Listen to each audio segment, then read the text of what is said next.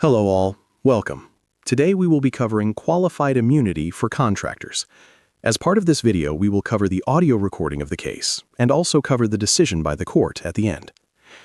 The City of Rialto, California, suspected firefighter Nicholas Delia of abusing sick leave after he was seen purchasing home improvement materials while away from work. The city hired outside attorney Steve Filarsky to assist in an internal investigation. During the inquiry, Delia was directed to produce materials from his home for inspection, and he later claimed that the investigation violated his constitutional rights. Delia sued under Section 1983. Lower courts concluded that city employees involved in the investigation could seek qualified immunity, but the Ninth Circuit held that Filarsky, as a private attorney temporarily retained by the city rather than a full-time public employee, could not claim that same protection. The legal question presented was whether a private individual hired by the government to perform public work for a limited period may seek qualified immunity in a Section 1983 action, or whether that defense is categorically unavailable simply because the person is not a permanent government employee. Following is the audio recording of the actual court hearing. We'll hear argument next this morning in Case 10-1018, Filarsky v. Delia. Ms. Millett. Mr. Chief Justice, and may it please the Court. When a private attorney is temporarily retained by the government to work in coordination with or under the direct supervision of government employees in fulfilling the government's business and getting the government's work done, that attorney is entitled to the same immunity that a government employee performing that same function for that same government would receive. In this case, that is qualified immunity. That rule comports with the history and policy concerns that have animated this Court's Section 1983 and immunity jurisprudence. If that's across the board, Ms. Millett, the rule you just stated, is there any situation in which a private attorney engaged to assist a government office in the performance of a public function would lack qualified immunity? Or is it simply whatever a government agency employs a private attorney to assist it in doing its work, that attorney will have qualified immunity? I think it may well be the latter rule, the more broader one, but for these purposes, the Court only needs to decide the situation when they are working in coordination with or under direct supervision of government employees. And I want to clarify that answer because how one defines doing a public service. For example, if a state government appoints somebody to represent one of their police officers who's sued in a 1983 action, if there's 5 defendants, the Attorney General can't represent them all. They will commonly appoint people and will pay them. Some states will pay them from the state fisc. And so they'll be paid by the government to perform a governmental function in that sense. But their allegiance there is to the individual employee, not to the government. The same with public defenders. So there are certain situations where someone can be retained by the government in that sense, paid by the government in that sense. Why does it matter whether the privately retained attorney works in close cooperation with government employees? Suppose in this case Mr. Filarsky had simply been hired to go off and perform this investigation and at the end of the investigation report the results to the town. Would the case come out differently then? I don't think that would, but in this, but I think it depends on what one means by coordination with or supervision. And with respect to attorneys, attorneys can never be an independent contractor in relationship to their client in the way the prison was in Richardson. Attorneys just can't be. They are always, in the sense of the rule that I'm using it, working for their client agency, their client government, and under its control and authority. And the decisions they make are the decisions of that client. And that's why the whole reason we should have this rule is understanding what immunity protects. It protects government decision-making, governmental conduct, and its ability to maneuver in an area of reasoned decision-making. And I suppose you can argue that there is a built-in limitation because the question doesn't even come up unless there's state action. So there has to be close enough cooperation so there's state action. I had never thought that when a private attorney gives an opinion letter to a government agency or government entity at its request that there's any state action there at all. So the question just wouldn't even come up. Am I correct? Certainly the state action limitation both limits the operation of this rule. There's many times attorneys or others who work with the government will not implicate the state action rule. And that's sort of the irony of this case, and I think it would not be uncommon in attorney cases. The only reason this was a tort or an alleged tort is because the government was involved, because governmental actors took his advice, conducted a search, he didn't, issued an order, he didn't. And yet we're left in this odd world where the only way this constitutional tort lawsuit can go forward is without the government. Now, 1983 is about deterring governmental conduct, but this Court's immunity jurisprudence says we don't over-deter, and we want to allow the government to operate within a realm of reasoned decision-making. And they need to operate within that realm, get reasoned advice, and make reasoned decisions, regardless of whether the source of the advice is a temporarily or permanently retained attorney. The need is for reasoned decision-making. And if you over-deter, which is what an action against the private attorney, who is now charged with litigating and defending the government's allegedly unconstitutional conduct, standing all alone while the government actors have walked away, that turns Section 1983 on its head. But your test, and this is, I think, goes broader than the articulation of the test, doesn't give this private attorney much assurance by itself. It's sort of a multi-factor. Is he coordinating? Is he under the supervision? Is he really doing public service? I mean, if the idea is to give him sufficient breathing room so he doesn't stop, and when, as in this case, he's threatened that we're going to sue you if you do this, he has to think, well, now, am I being supervised by the government? Am I coordinating with the government, or am I telling them what? The test itself undermines the asserted purpose.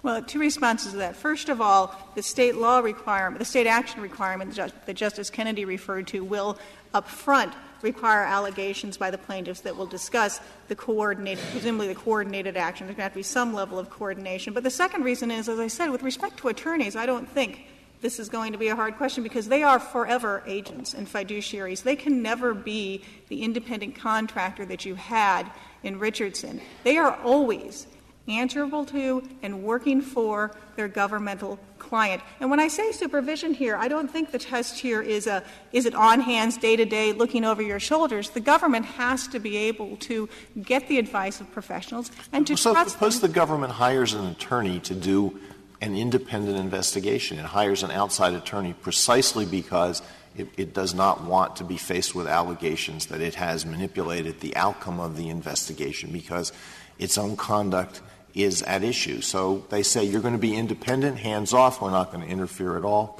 but that would still in your submission satisfy the coordination requirement. It would in this sense because and I'm assuming here we're not talking like a Bivens appointment or something like that, but we're here because understand what happens in that situation. They're being appointed to investigate for the government and on behalf of the government. And it's not usually because we say the government writ large may have done something that would create a conflict, or maybe that an individual employee or something. That's where the conflict comes. But they're working for the government. The government is their client. They are not freewheeling independent contractors. What is the difference between that and the prison situation? The private prison, the guard in the private prison is performing a function that has been delegated to that or assumed by that entity pursuant to a contract. I don't understand exactly what the difference is. The difference is there's a practical difference and then a legal doctrinal difference. The practical difference is that in Richardson it was a quite unique situation where the government really had washed its hands of the prison operation. It had put the day-to-day operation of the prison, the decision-making of the prison, how we treat the prisoners, entirely in the hands of a private contractor, subject only to what this Court said was very limited supervision, essentially in contract terms. But it had ceded that authority, and it did not exercise the control. It did not exercise the day-to-day decision-making, and that's where we get into the doctrinal point. So the decisions that were being made there and that the lawsuit concerned, there wasn't a single governmental defendant named in that case. It was just the private company, the private guards that were at issue there. And the decisions that were made were the private company's decisions. And so this Court said that's not what qualified immunity is out to protect. It is to protect what? The government's decision-making, the special concerns that arise when you are bringing lawsuits that are designed to regulate, limit, deter governmental decision-making. We have to protect that area of reason. If the government's not making the decision, they've passed the buck. They've handed it off. Why isn't that There's the case here? I'm sorry? It seems to be that there's enough evidence that the lawyer was the one who held the investigation. The people who attended the meeting between the lawyer, the respondent, and the other personnel that were there were acceding to what he was doing. The chief, he goes to the chief and he says, I want you to do this. And the chief is relying on him, not his own independent judgment, to issue the command that's contested here. So that sort of puts your argument on its head, because it appears that he was more the independent investigator than he was the individual under the control of the agency. Okay, well, first, a couple of responses. First of all, no, that's nothing like Richardson. This was the government's investigation. They initiated it. They brought him onto the team for his expertise, much like prosecutors might bring on a psychologist to evaluate a criminal defendant. Now, are the prosecutors going to sit there and say, psychologist, you should ask this question, or are they going to defer to the medical expertise? That's the same. This argument seems to fall under what Justice Scalia termed the functional test, that he's serving just like any other government lawyer.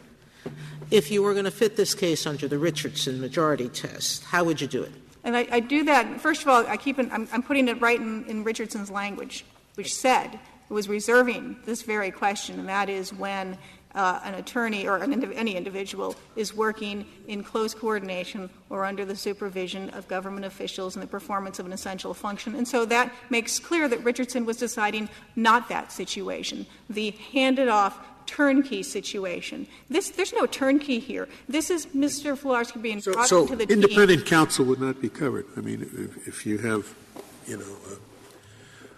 counsel appointed because to show that the administration is disinterested in this prosecution, and you get independent counsel, the Attorney General says, I will not interfere with him. The President says, I will not interfere with him. Then you can sue without any immunity, right? No, and that's why he's not working in close coordination. He's not subject to supervision. The whole purpose of an independent counsel is to eliminate supervision. Yes, but independent counsel is still sued in the name of the United States. Their client was the United States government. That is the interest in which they worked. They had a client that they were answerable to. They were not freewheeling independent contractors. They were attorneys with a client. Excuse me, weren't the prison guards who were suable in Richardson, weren't they suable under 1983 as acting under color of law? This Court assumed that question. It did not answer it in that case. The whole issue would have been a non-issue if they couldn't be sued. This Court assumed it. Look, I think it's fair to assume when you're operating a prison, although I think there's a reason this Court reserved it, because the question there is certainly the corporation was under color of law. Whether the individuals who work for the corporation would also Don't you be think under color of law. the two should go pari passu, as we say? That if you can be sued for acting under color of law, you ought to have the defenses that people who are acting with legal authority have? Well, this Court's already crossed that bridge in cases like Wyatt, where, for example, and it does because the state law requirement can sweep broadly in some situations. So I don't think in a situation like Wyatt versus Cole, where you have private plaintiffs pursuing their private agenda and they simply invoke a state law, that makes them integrated with the government in the way that an attorney is, and certainly the way petitioner was here. That they're not part of the governmental team, and they weren't making decisions in the interests of the government. There was no governmental decision making to protect there, and that's what the rationale this Court gave for denying qualified immunity in Wyatt. The key here is that you cannot protect governmental decision making in this context without protecting the source of advice for that decision-making. Lawyers are not supposed to be cowed by the exigencies of the situation. We're worried in qualified immunity with protecting governmental actors to make sure they will feel comfortable doing the right thing rather than being intimidated in the situation we had here. Lawyers have that professional obligation in the first place. So why does a lawyer need the defense of qualified immunity? There are a couple of reasons. First of all, that rationale would mean no government lawyers get the protection either, because they have that exact same obligation of fealty. And we don't apply that rule. That hasn't even been questioned. And the reason we don't is we understand that this is it's a more layered inquiry into timidity. First of all, we don't even want the subconscious pressures that would come with full freight liability for governmental conduct to any angry third party, even subconsciously interfering with the decisions of government lawyers temporarily or permanently retained. Secondly, we want the government to be able to get the advice, to be encouraged to get the advice. Section 1983 must support governments getting legal advice to counsel them in complying with the law that Section 1983 enforces, but government will be deterred from obtaining legal advice if the cost of getting an attorney, especially if you're a small town, municipality, county, you can't afford a full-time staff. And the cost of getting an attorney is all those things that qualified immunity wanted to protect against. Our reasonable decision-making that we thought was protected by qualified immunity is now on trial, and we have to be there as witnesses, and a jury is going to assess liability for a reasonable governmental decision. Ms. Millett, our cases have said that we're supposed to look not only to policy but also to history. Would you disagree with the premise that a person in your client's position historically would have had at most an actual malice defense or a reasonable cause defense? Would a person have anything more than that? They would have had the same sort of good faith defense that this court in Harlow turned into qualified immunity, both as lawyers. But in Wyatt, we said that was a very different kind of immunity than the Harlow immunity. And we said historically it provided no basis for giving Harlow immunity. Well, the Harlow immunity came from the same roots. What happened in Wyatt was we said we will turn that into protection for the government when we need to protect the special functioning of government. The court had no need to do that in Wyatt because there was no governmental decision-making at stake there. But the same type of defense, this court recognized. So I take it that your answer is, yes, it would only have been a malice defense, but that doesn't matter, notwithstanding Wyatt. Is that your answer? The answer is that it is the same type of defense that this court recognized in prior cases as supporting qualified immunity when needed to protect the decisions of the government. And Richardson itself recognized this. Doesn't that suggest really that we don't have a historical test anymore, that really all we're looking to is policy considerations? Not this case at all, because you've got layers. You have layers of history. You have the history recognized in Richardson for lawyers who are working at the behest of the government, that specific history. You have the general history where attorneys were provided a reasonable and good faith, malice and probable cause type of defense, which again is the type of defense that gets turned into qualified immunity when needed to protect government's reasoned decision-making. And if I could reserve the balance of my time. Thank you, Ms. Millett.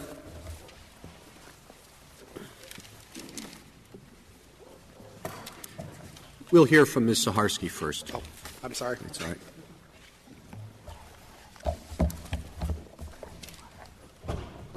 Ms. Saharsky?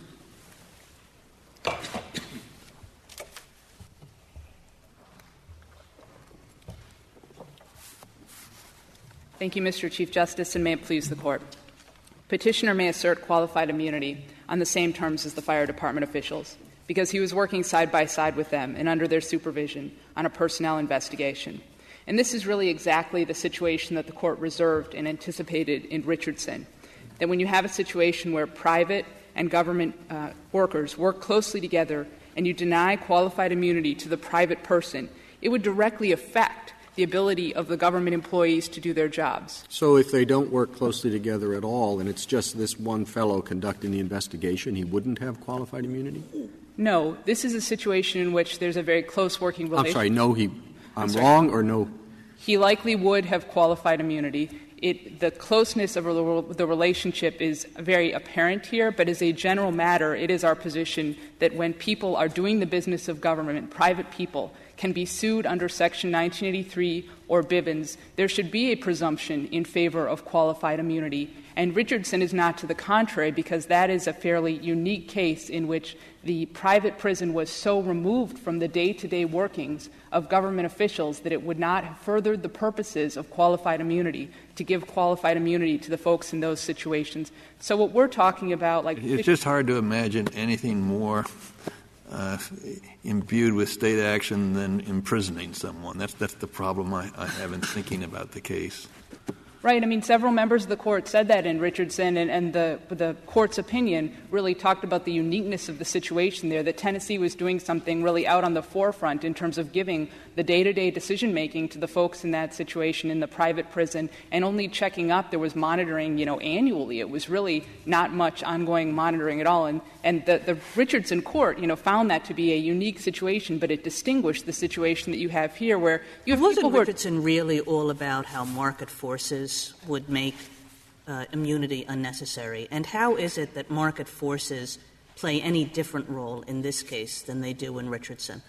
Well, we understand the Court's discussion of market forces to be really important in the context there, where you don't have individuals who are working closely with government. The Court needed, and the purposes of qualified immunity wouldn't be served in terms of deterrence and ensuring good government decision-making, that the market forces discussion was the Court reassuring itself in those circumstances that there would still be private prison companies that would be willing to take on the business of government and would be able to do it, consistent with the Constitution. So we don't understand the Court to have been setting out market forces as a test for qualified immunity because, as your question seems to suggest, taken to its logical conclusion, any time a private person is being hired by the government, you could say, well, there's a market for the person. Couldn't someone else fill those shoes, et cetera, et cetera.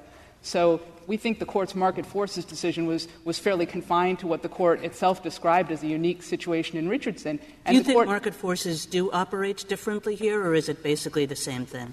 We do think that there's a difference in that the attorney in this situation has private clients that attorney can work for, whereas the private prison company really could only work for the government. I thought that in this case, the firm the lawyer was associated with, that its dominant business was giving advice to local and municipal government units. Yes, I mean, that was an important part of the firm's business, but Mr. Filarsky is trained as an employment lawyer and has, broad training and expertise in employment-related matters. So there's certainly other work that could be done. But, what we thought the core of the Court's decision in Richardson was really focusing on the purposes of qualified immunity and whether they would be furthered by giving them to the private prison and the private prison guards. The Court.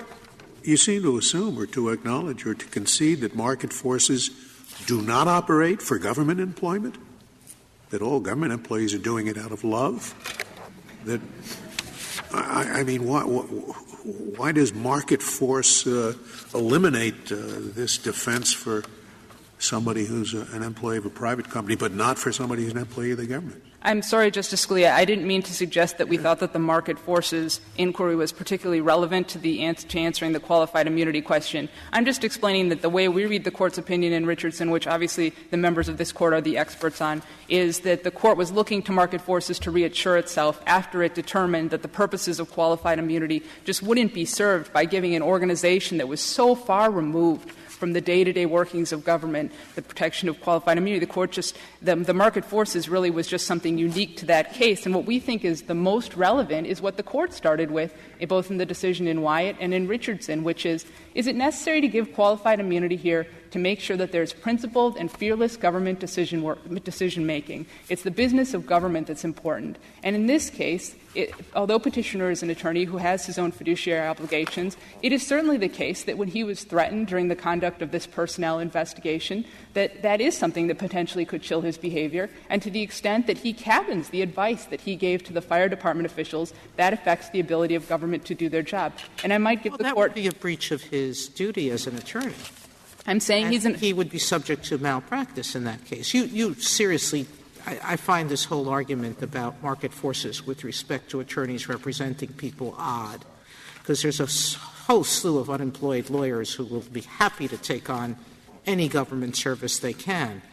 So going back to that's what I consider the central argument you're making, which is will it chill advice? And I'm not sure how it can, given the independent fiduciary duty that an attorney has to zealously guard his or her client's interest.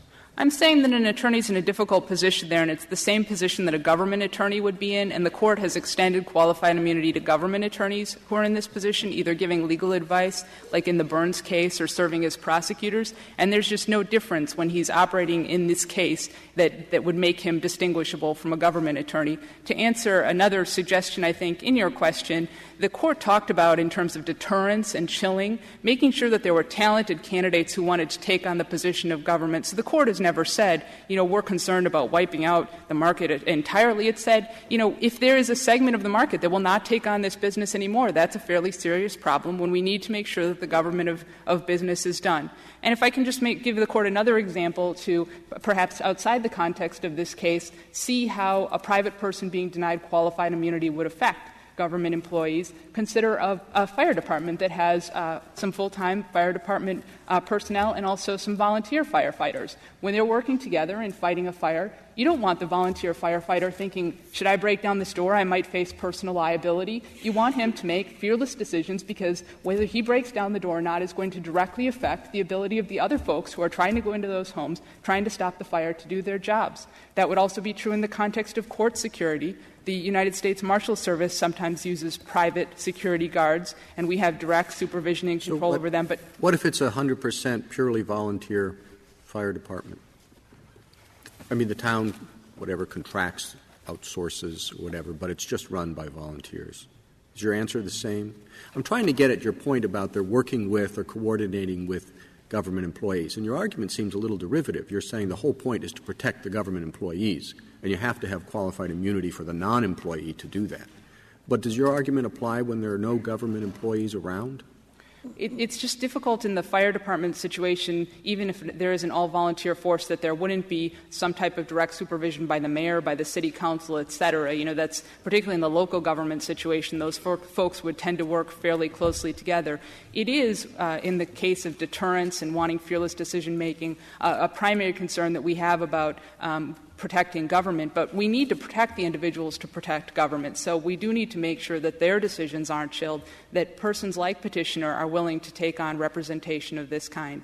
And the Ninth Circuit's suggestion that no private person should get qualified immunity even when they're doing the day-to-day business of government is just one that can't be reconciled with this Court's decisions in Wyatt and Richardson. There's another part of qualified immunity, and I know it's not teed up in this case, but why is it reasoned decision-making to recognize you can't enter a home without a warrant, but you can tell the occupant to bring out every item that you want to see? It seems to me that that's not there's clearly established law to say that's wrong. Well, the Ninth Circuit found that it wasn't clearly established law. I understand that it's a fairly difficult Fourth Amendment question, but as you say, it wasn't teed up in this case. There wasn't a petition on this question. It wasn't raised in the brief in opposition. In light of the fact that the Ninth Circuit found it wasn't clearly established, it probably wouldn't make sense for the Court to address it. One thing I might point out along those lines is that both the District Court made a finding on page 49 of the Joint Appendix, and then the Court of Appeals made a finding in its opinion, and this was the reason that the Court of Appeals found it wasn't clearly established, was because there was no attendant threat in terms of employment consequences to respondent in this case. Another question that's not teed up, and I guess not presented. I'm just curious to know about the history of the was it argued that there was no state action here? And in your view, is that a very simple question to answer? In terms of the argument, Petitioner conceded throughout the litigation that he was a state actor. In the complaint, respondent actually suggested he was an employee of the city. In terms of whether he was asserting the authority of state law, it does seem fairly clear that he was asserting the authority of state law here. Thank you. Thank you, counsel. Mr. McGill. Thank you. Mr. Chief Justice, and may it please the Court, the Petitioner has not demonstrated a historical basis of immunity at common law for somebody in Mr. Filarsky's situation. But the Petitioner has also not shown that the immunity's purposes also serve Mr. Filarsky's situation here. I want to put those two issues aside. We'll talk about that in a minute, but I want to address the issue that has been most discuss the most, which is the petitioner's test. The test that the petitioner proposes that this court adopt is one that is very difficult to use. The test is simply whether the individual is temporarily retained in the functional equivalent of a government employee, considering three factors. The three factors are, one, the nature of the role performed, the close supervision and or coordination with the government official. Well, what about your test? What is your test? Well, our test is Richardson. I think Richardson is the correct analysis. The court starts with looking at a historical basis of an immunity at common law, and then from there works to the policy reasons. Well, suppose you have a lawyer who's a part-time employee. Does that matter? A part-time employee of a part-time employee of a government unit. Well, he would receive Harlow immunity. So the difference, your difference is between an employee and an independent contractor? Absolutely. And isn't that often a very difficult determination under the law? No, I don't think so. Anytime, like in Mr. Filarsky's situation, Mr. Filarsky is a for-profit law firm. He sells himself as an experienced professional in the field, providing legal services to the city. But there are a lot of law firms. I think all law firms other than public interest firms are for-profit firms, and the attorneys are part-time employees of municipalities and other government units to perform various functions, part-time judges, part-time prosecutors. Well, the Court's made a distinction in its past decisions about functions that are integral to the judicial process. So when you talk about a judge or a prosecutor, that's a special function. That's sort of a different situation. But never has there been an immunity for an attorney just because they happen to be an attorney. There is no historical basis for that. And neither the petitioner nor the respondent nor the seven amici have. Well, now you're talking about history, but I want to know how the courts are to determine and why it should matter how a municipality sets this up. Suppose the town had hired Mr. Filarsky as a part-time town employee. So he has a 1-year contract or 6-month contract or something for a certain amount of money to perform services for a certain number of hours. You would say that he would be entitled to qualified immunity then? No, I would say that he would not be entitled to qualified immunity. Why? Because he's an employee. They pass a resolution saying he's an employee of the town.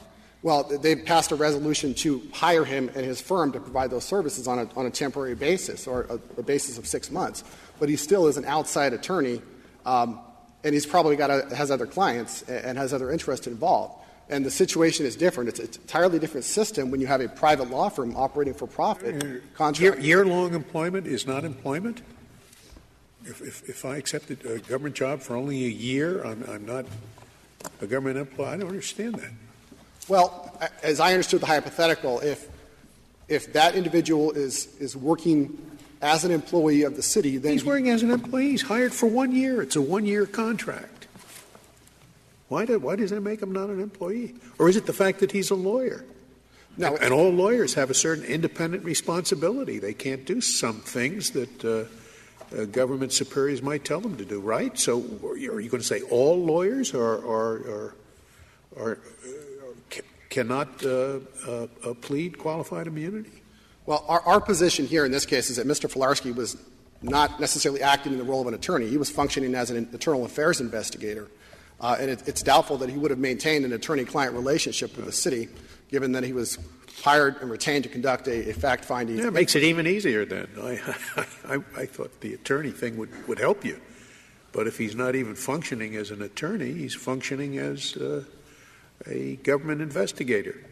But if he has other clients and he works for profit, then he operates in a different system. Okay. And he's not subject to the same system. But if they'd employed him for a year, exclusive employment, no other clients, you'd say that's a different case.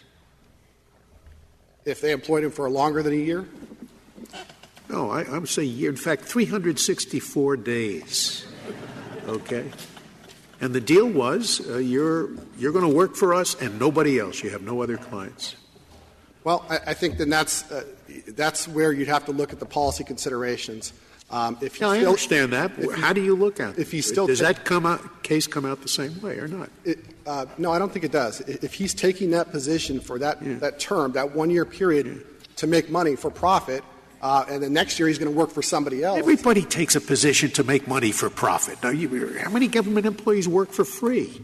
But he may be, in that instance, trying to form a relationship with that municipality and enter into a longer-term No, he's contract. not. He's not. I mean, yeah, he may be, I guess, but assume he's not.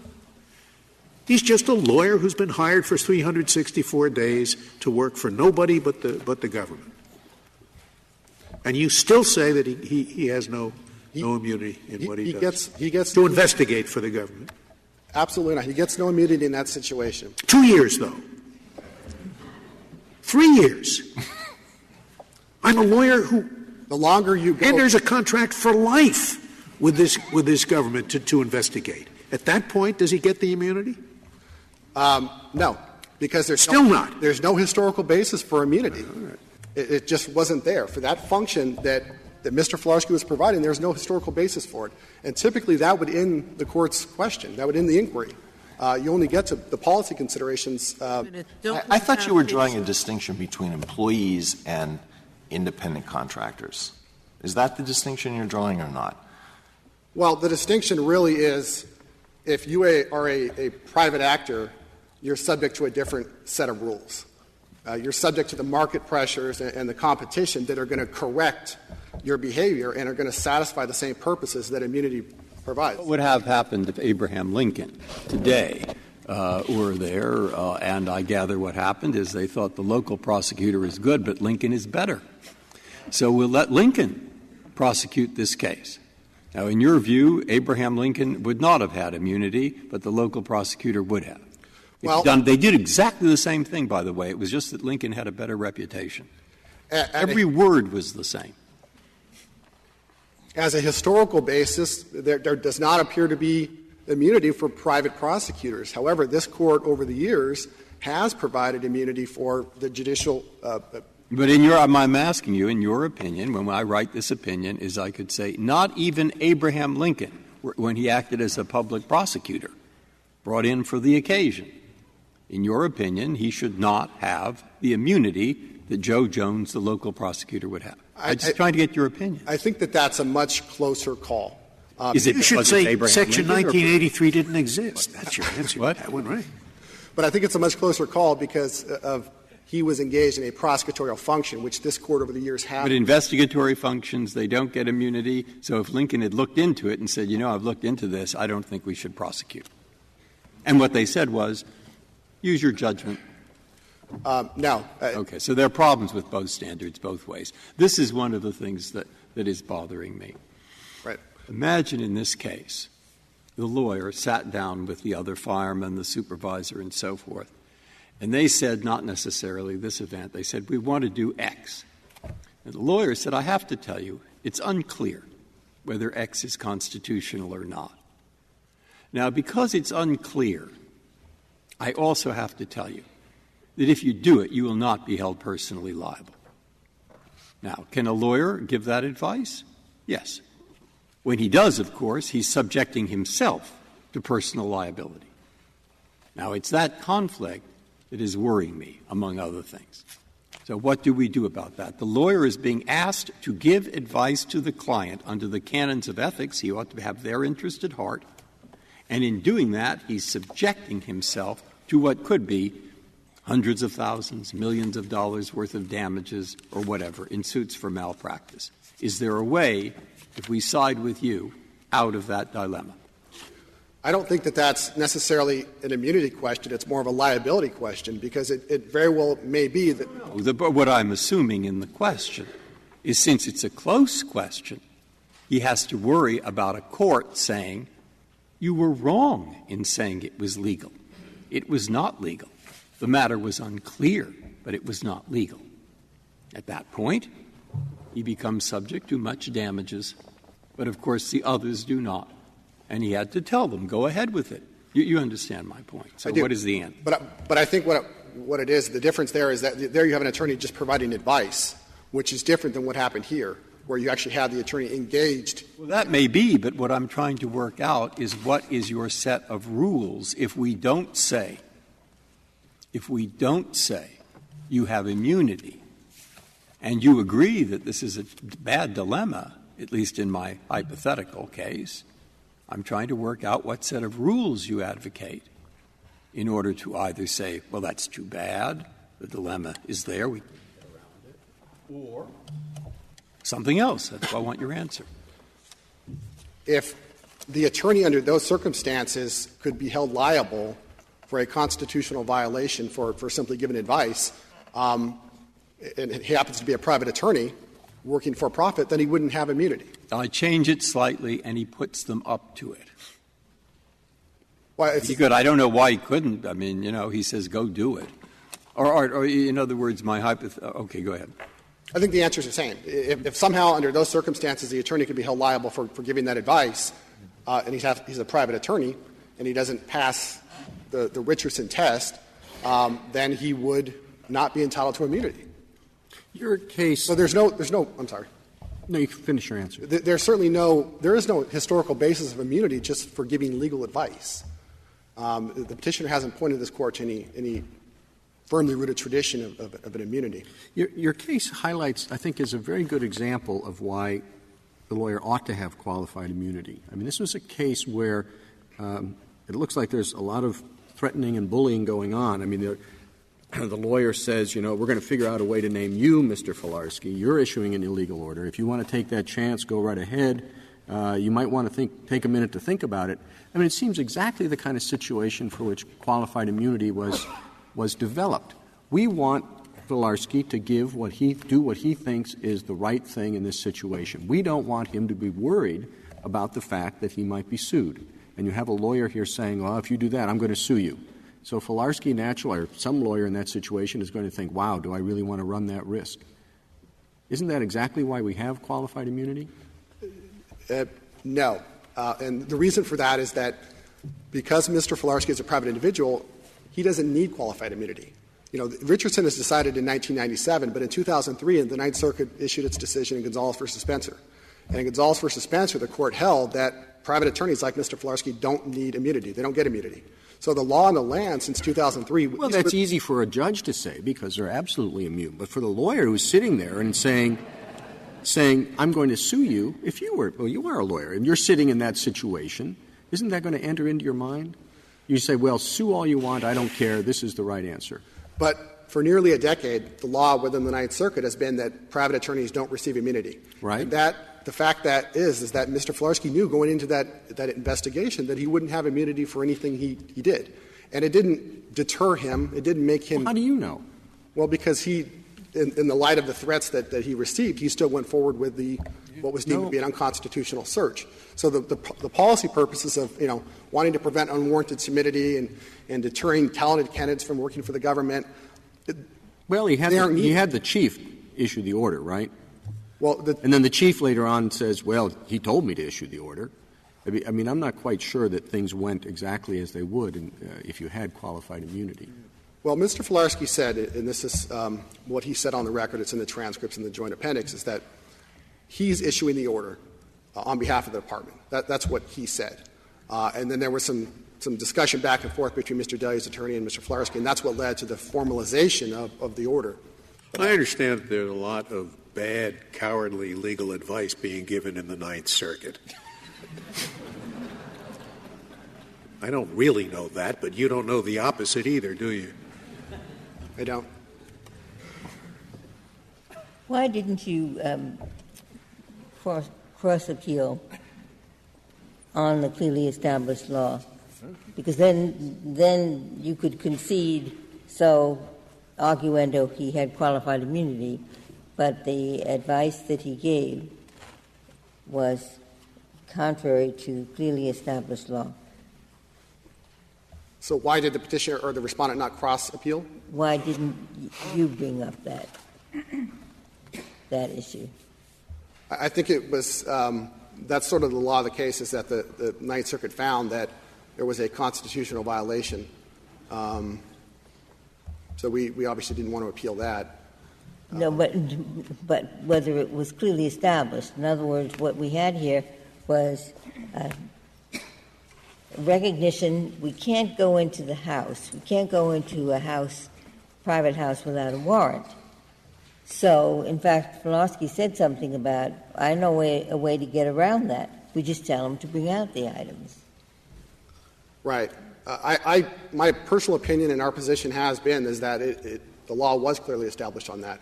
Why the decision was made not to cross-appeal on that, I'm not sure. But were you saying it's clearly established that there isn't a difference between going in and looking for the insulation, et cetera, and telling him to bring it out? Is it clearly established that as a condition of employment in a situation like this, the employee cannot be required to submit to a search? I think it's pretty well known that the House is particularly well. Even if the reason it's an issue is because he says, look, I've got this stuff in my house. That's how his defense is. I haven't used it. I've got the insulation there. So you think it's still clearly established that it violates the Fourth Amendment for the city to say, okay, well, show it to us if you want to use that as your defense?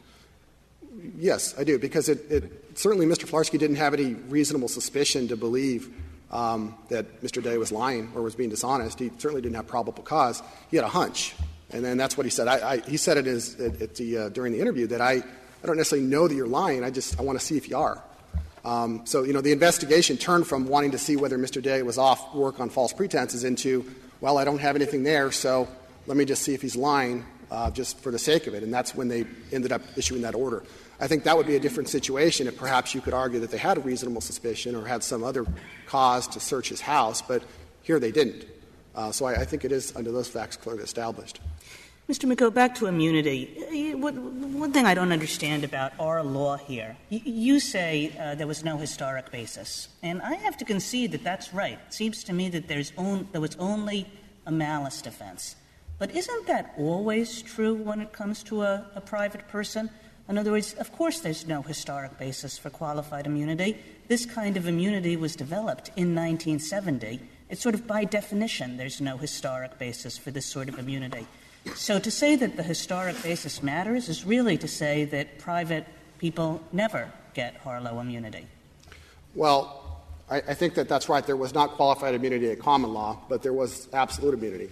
And there — I can't go back and think about all the different immunities that may or may not have existed, but I do know that the petitioner has the burden to bring forth a firmly rooted tradition. This Court has said over and over that it's not going to create new immunities. But the Court's cases are a mix of history and policy. The Court has recognized both absolute immunity, has recognized absolute immunity in instances where there wasn't absolute immunity at common law. Isn't that true? Right. And the rule about malice being the criterion of liability, that applied not just to private lawyers, but to government lawyers as well, didn't it? It did. That good faith defense applied. So if we're going to be historically faithful, we should deny any qualified immunity to government lawyers or expand the government immunity for government lawyers so they can do anything so long as it's not malicious. Well, that's what this Court would have to do. It would have to basically expand what was a common law defense. So the devil with history, right? Well, it would result in this Court having to expand that immunity that it expanded in Harlow to private individuals. And our position is that because a private individual, like Mr. Filarsky, is a market participant, the purposes of immunity aren't served. They just simply aren't needed. And I was mentioning earlier about what about the argument that Filarsky makes that if there were to be a proceeding against him, inevitably the witnesses would be the government employees. They would be the battalion chiefs, the fire chief. So one of the reasons for the qualified immunity is you don't want to disturb government employees in the routine performance of their work. Certainly in this case there would be disruption, distraction of these government employees. Well, there probably would be some distraction. That would be inevitable. But it would be no different than the distraction that the government would face when a private attorney is sued for any number of claims, malpractice or, some state law violation. And to say that the distraction that the government's going to face based on just what is probably a small sliver of the big pie, which is, 1983 litigation, is pretty speculative. And of course, it doesn't answer the question that the government employer itself can still be liable under Monell. So even though the immunity may kick in and the individuals may get off or may not have to stand suit, there are still occasions when the government is still going to be there, so that distraction is still going to exist. What if Filarsky was there, hired to help the fire department with these, and he did absolutely nothing? He just sits there and watches. The battalion chief says, I want to do this, I'm going to go get the stuff, you bring it all out, and he just sits there. Doesn't see any reason to offer any legal advice or opinion. Could you still sue him under 1983? Well, I don't think he would be liable, but I don't think under that situation he would have participated in the. Really? He has an obligation as a lawyer to speak up if he thinks something illegal is going on? That's his job, and he just sits there quietly? No, I don't know that he would be liable under Section 1983. But if he were, and he were a private lawyer, he would not have qualified immunity. He would still be under the same Richardson test, where there's no historical basis for it, and because he's that private individual working under, working for profit and subject to market pressures, he wouldn't. What if this for profits? The significance of that eludes me. Sometimes people act out of the public service, and particularly in these sorts of situations, the town needs a lawyer, and he's helping out. What if he were purely a volunteer? It'd be a different answer. If he were purely a volunteer, it very well might be a different answer, because some of those policy concerns that Richardson talked about and discussed may not be present. So you have to apply the test to the situation you have before you. And what if he gives the city a discount? He's working for half his fee because it's the city. He wants to help out, but he can't do it totally for free. So it's 50% his normal rate. I don't know that 50% makes a difference, and earlier we were discussing the 1 year, the 2 year, and so forth, the length of the contract. I don't think that those things necessarily make a difference. The point is whether Mr. Filarsky was undertaking that representation or that role in a manner that made him subject to other regular market pressures. If he was performing a function and competing against other lawyers or other investigators performing that same function, then the point is there. He isn't going to be as timid because he's going to want to do a good job. And the same policy concerns that are present for that government lawyer aren't there for him as a private individual. Well, suppose a municipality or a state were to abolish all the civil service rules and all the special rules and go back to employment at will for government employees. Would that take with it the whole qualified immunity regime? I don't think that it would. In other words, it's the question whether or not if we abolished a merit system or a civil service system, would qualified immunity still be needed? I think if that were the question that that's a tough question to answer, but it very well may not be, because part of the decision in Richardson here was they're operating within a different system, private versus public, and if you start to make the public system look more like a private system, then it very well may be that immunity won't be needed at all. It seems strange because the immunities, at least some of the immunities, long predate the institution of the civil service system. Everybody is subject to market forces. Every person who works is influenced by market forces to some degree. Isn't that correct? I think that that's correct, but when you have a civil service system and a merit system, it is not as easy to correct behavior as it would be for, say, a private person. For like Mr. Filarsky, if he was not performing at the level that the City of Rialto had hoped, he can be replaced, and quite easily. For a government employee, though, there are obviously those civil service protections, and it's not so easy to do that. So that's not true of most lawyers. Pardon me? Most lawyers are not part of the civil service. Internal lawyers are not part of the civil service system. They're generally considered employees at will. At least most of the circuit courts have so held. I'm not familiar with whether They're policymakers and as such are not subject to civil service protections. Well, I know that some subsections of lawyers within a government can be represented, so they very well may have some protection, but maybe it's not quite to the extent that more of the rank and file would have. Well, the political appointees within the United States Department of Justice are not protected by civil service, so should they lack immunity? No, because they would get it under Harlow. They would have the immunity under Harlow. They're subject to market forces, aren't they? They very well may be, and it may be for me to say that maybe they shouldn't have an immunity if it's not needed, but at this point the law is under Harlow that they would receive it. What if I told you that all the lawyers at the Department of Justice are regarded as being employed at will and that all of them can be fired? Well, I think... You think the rest of them don't have any protection? I think that the answer would be the same, in that they very well may not need qualified immunity because those pressures and those concerns underlying immunity aren't there. Well, that's going to be disappointing news for all those attorneys. I just want to go back and talk about the petitioner's test a little bit, too, because the Court had some concerns about it, and I share those same concerns, and that's that the test requires a factual analysis. Being temporarily retained in close coordination and supervision, those are highly factual questions that aren't going to bode well for an early resolution of a case, and a lawyer is going to be able to plead around that test very easily and take the case into full-blown litigation and discovery and so forth. So that test is problematic. In addition, as I understand it, the test is going to be extended well beyond attorneys. The test results in anybody working for the government under close coordination or supervision, whatever that means, is going to get immunity. So that is well beyond attorneys to anybody who contracts with the government and meets that factual test is now going to have immunity. And that's something that's a huge step that this Court should not take, especially when there is no historical basis for it and the policy concerns are not present.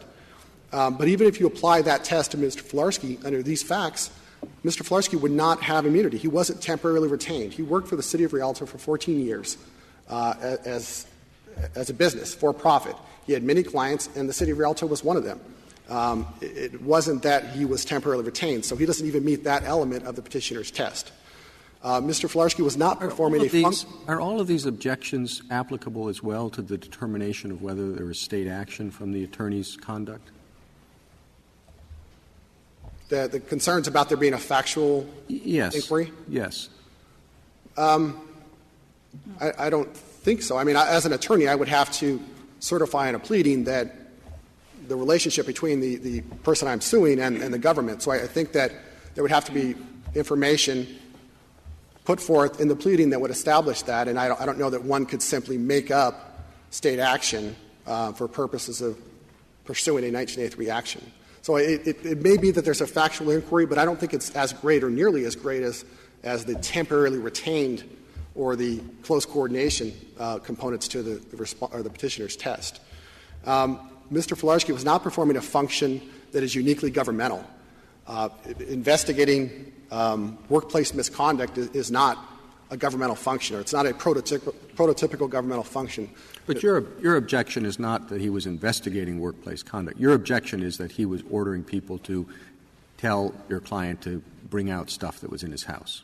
Correct. But it was under the auspices of a workplace investigation, if you will. Yeah, but telling people basically either executing a search or in effect executing a search, that is a uniquely governmental function. Executing a formal search by the government is something that's a role that the government performs, but I wouldn't say that I wouldn't equate executing a search with what occurred here. Well, let me restate that, I guess. What I mean to say is that you don't want to say that. Mr. Filarsky, the function, the role that he was performing was that of an internal affairs investigator. Yeah, but if he did the same thing for a private company, he could do the same thing for a private company. Say, you're going to get fired unless you substantiate your story by bringing the stuff out of your house.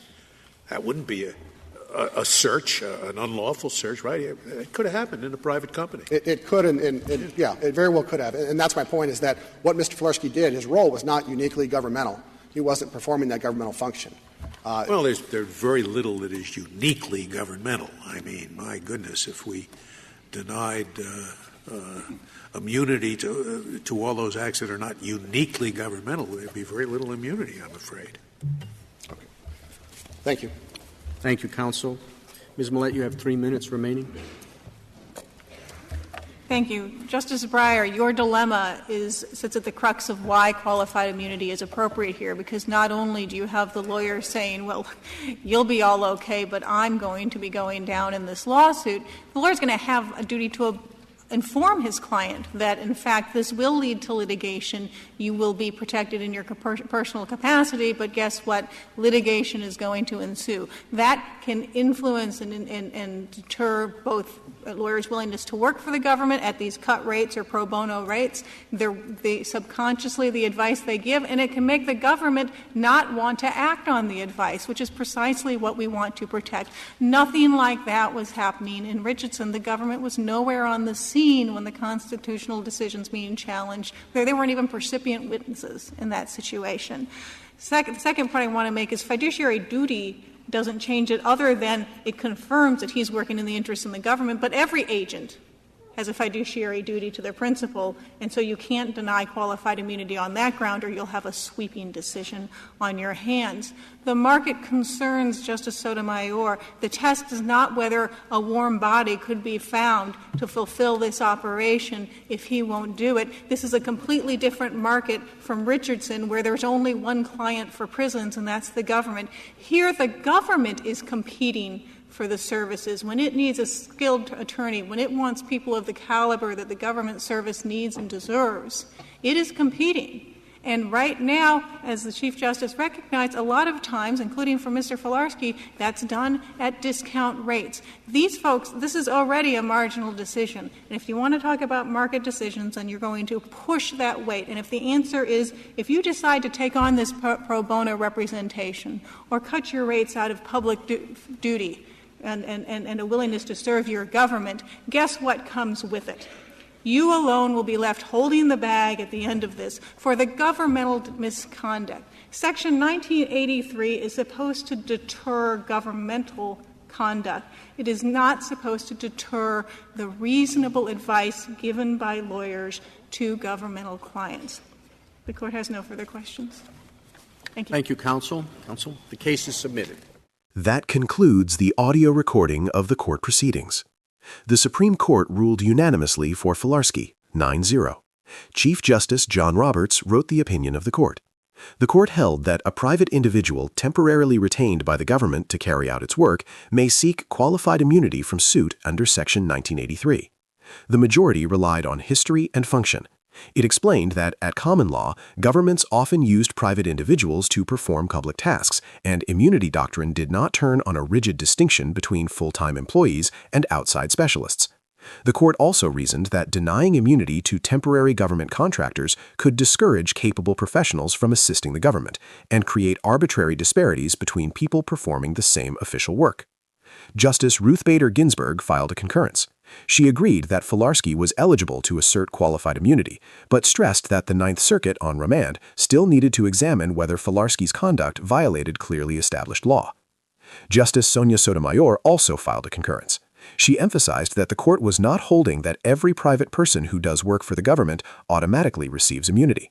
Instead, such a defendant must satisfy the ordinary historical and functional analysis used in immunity cases, and situations like Richardson v. McKnight remain different. There were no dissenting opinions.